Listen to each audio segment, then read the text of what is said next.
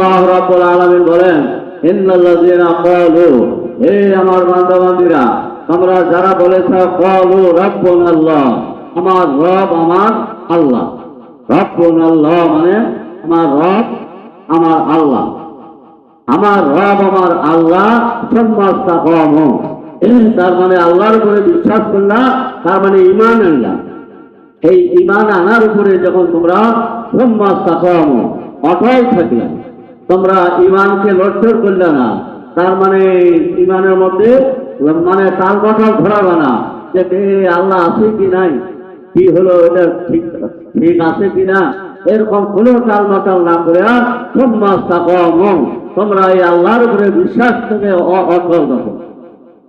আল্লাহ রাব্বুল আলামিন তাতানাজ্জালুহুমুল মালায়েকা, তোমাদের উপরে আল্লাহ রাব্বুল আলামিন আল্লাহর রহমতের ফেরেশতা আল্লাহ নাযিল করে দেন। আল্লাহ তাখাফু ওয়ালা তাহজানু, তোমাদের কোনো ভয়ও নাই, ভীতিও নাই, চিন্তাও নাই, ভাবনাও নাই। তোমরা আল্লাহকে স্বীকার করে তোমরা যদি আল্লাহর হুকুম পালন করে মৃত্যুবরণ করো, আল্লাহ রাব্বুল আলামিন বলেন যে তোমাদেরকে বিনে হিসেবে আল্লাহ জান্নাত। ঈমানী সম্পদ হলো মানুষের সবচেয়ে বড় সম্পদ, নাকি বলেন? ঈমানী সম্পদই হলো সবচেয়ে বড় সম্পদ। ঈমান এমন একটি মূল্যবান জিনিস, এই ঈমানের উপরেই হবে সবকিছু ফয়সালা। আল্লাহর এক বান্দা মক্কায় আল্লাহর এক বান্দা ছিল, তাহলে হচ্ছে আপনার ডুবিত ওলা দিয়ে গান করছে, তাহলে গান বাজনা করছে, গলা সুর খুব সুন্দর ছিল। তো গান যখন শুরু করে মানুষ গাদি হয়ে যায়। আমাদের বাংলাদেশে একজন হচ্ছিল না মমতাজ, ওরে বাপ রে বাপ, আমি তো জীবনে শুনি নাই, কিন্তু ঘটনা হলো যে খালি কি হলো, মমতাজ যাচ্ছে খালি গাদি হয়ে যায়। কি যে একটা কাহিনী।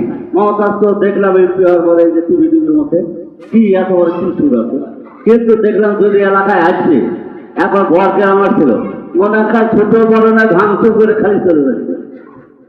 এই যে একটা কাহিনী, তার মানে গলার সুর ভালো, এই সুর আসারে মানুষকে পাগল করে মাথা রাখে। তো ওই মুরব্বীর লোকটার গাইনালে মানে গলার লেহান খুব ভালো ছিল, মানে সুর শক্তি ভালো ছিল, যেখানে গান গায় মানুষ দাঁড়িয়ে হয়ে যায়। আর মানে খুব ভক্ত, ওনার হাজার হাজার ভক্ত হয়ে গেছে। গান শোনার লোক আছে, কিছু থাকে, মানে যে যখন দেখা হয় সাথে সাথে দাওয়াত দেয়, আমার বাড়ি দাওয়াত দেন, আমার বাড়ি আসেন একটু দাওয়াত দেন, খাওয়া দাওয়া করে দেয়নি, খুব আদর শোনেন। তো এই হতে হতে হতে হতে ওনার যৌবন বয়স পার হয়ে যায়, বৃদ্ধ বয়স এসে গেছে। এখন গলার স্বর গেছে নষ্ট হয়ে, আর মানুষের গাইনও শুনে না, ওনাকে দাওয়াতও দেয় না, আর গান খাওয়া মানুষকে সালামও দেয় না, বলেন না। এখন এই চিন্তা করছে যে সর্বনাশ, আমার তো জীবনটা নষ্ট করে ফেলাম। আজ আমি গান করছি, আর এখন আমি বৃদ্ধ হওয়ার কারণে, আমার গলার লেহান খারাপ হয়ে যাওয়ার কারণে আমার কেউ দাওয়াতও দেয় না, গান শোনার কথা কয় না, এখন ভাত খাওয়ার কথা কেউ কয় না। আমার এর চেয়ে দুঃখ তো আর কিছু নাই। তাহলে আমার তো আমি মৃত্যু ছাড়া আর উপায় নেই। আমার জীবনটা নষ্ট করলাম। আমি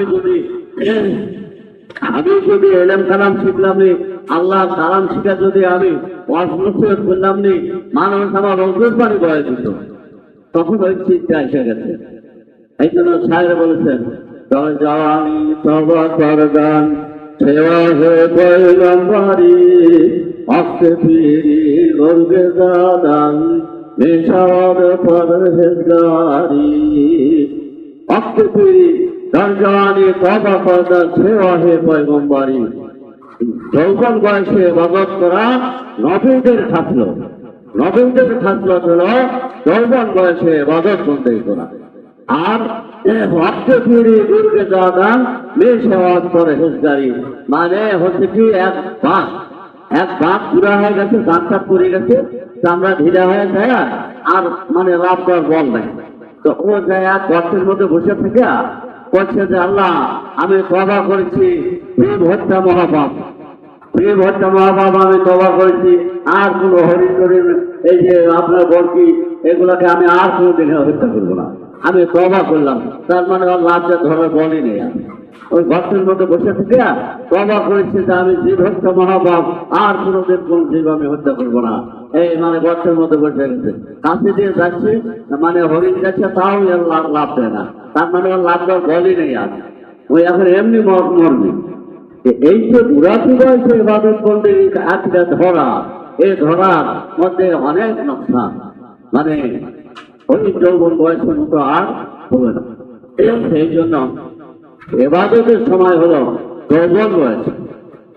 তবে আল্লাহর বান্দা দেখছে তো আর তো আমার মরা ছাড়া বুদ্ধি নেই, আমি বুড়া হয়ে গেছি, আমার কেউ দাওয়াতও দেয় না, আমার গাইনা আর কেউ সুন্দর আছে না, আমার সালাম কালামা দেয় না, আমার আছে মৃত্যুই ভালো, মানুষের বাড়িতে ভিক্ষাও তো করা যায় না, এখন কি করি, আল্লাহ একটা আমাকে মৃত্যু দাও।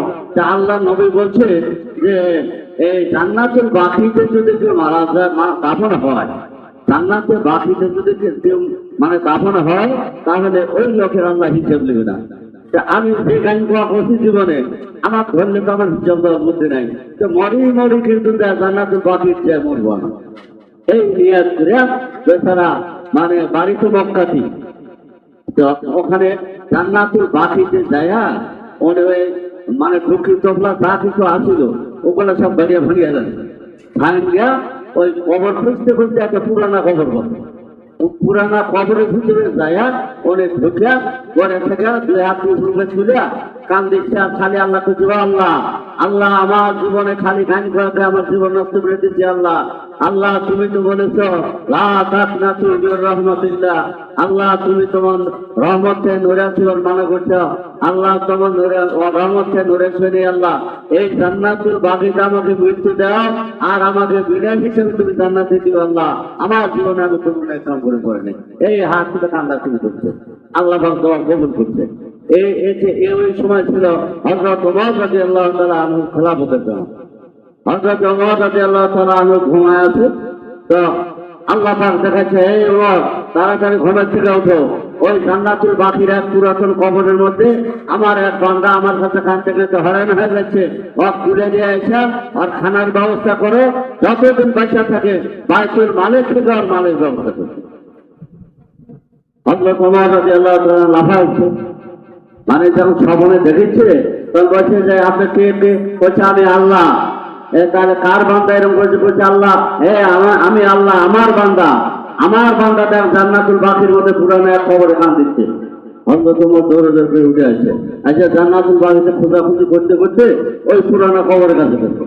যখন এই পুরানা খবরের কাছে গেছে, এখন ওই গেলে ওই মানে খলিফার থেকে একেবারে জড়সড়া হয়ে গেছে, এবার মরেছে আমাকে মেরে শেষ করে দেবেনি। ওমর ফারুকের মতো মানুষ আমাকে কবরের মধ্যে যখন দেখছে, আমার আর উপায় নেই, একবার জড়সড় হয়ে গেছে, আর কথা করছে না।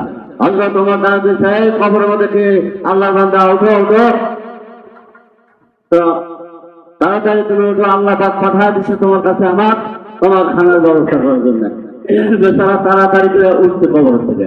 ওঠার পরে এখন হযরত ওমর রাদিয়াল্লাহু তাআলা আনহু ওনাকে রাজদরবারে নিয়ে যায়, ওনাকে খানা খাওয়ানোর পরে বলছে যে তোমার আজ থেকে বাইতুল মালে তোমার খানা নির্ধারিত হলো, যতদিন বেঁচে থাকবে এতদিন এই বাইতুল মাল থেকে তোমার খানার ব্যবস্থা। আল্লাহ পাক কি বলছেন যে তোমরা যখন গুনাহ করো, আমি রব্বুল আলামিন আমার কাছে তোমরা চাও, আমি রব্বুল আলামিন তোমাদের জীবনের সমস্ত গুনাহ মাফ করে দেব। লা তাকনাতু মির রাহমাতিল্লাহ, ইন্নাল্লাহা ইয়াগফিরু যুনুবা জামিআ। আমি আমার কাছে তোমরা তওবা করো, ইন্নাল্লাহা ইয়াগফিরু যুনুবা জামিআ, আমি তোমাদের জীবনের সমস্ত গুনাহ মাফ